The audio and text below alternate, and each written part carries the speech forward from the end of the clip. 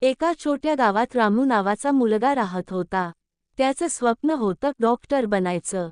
पण परिस्थिती त्याच्या विरोधात होती.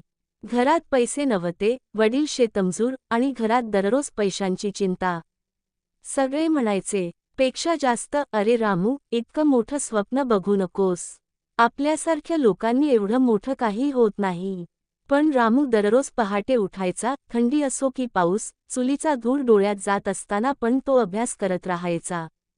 त्याच्या वहीवर मोठ्या अक्षरात लिहिलेलं असायचं, पेक्षा जास्त, एक दिवस मी यशस्वी होणारच. परीक्षेचा दिवस आला. गावातल्या सगळ्यांच्या नजरा त्याच्यावर होत्या.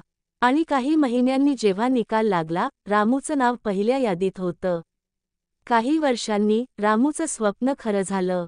तो डॉक्टर बनला. आज तो त्याच गावात परत आला आहे, गरीब रुग्णांचं मोफत उपचार करतो. आईच्या डोळ्यात अभिमानाचं पाणी आलं. सगळं गाव म्हणालं, पेक्षा जास्त, अरे हा रामू ना, थेंब थेंब अभ्यास करून सागर झालाय. शिकवण. पेक्षा जास्त परिस्थिती कितीही कठीण असो, जर मनापासून मेहनत केली तर प्रत्येक स्वप्न पूर्ण होतं.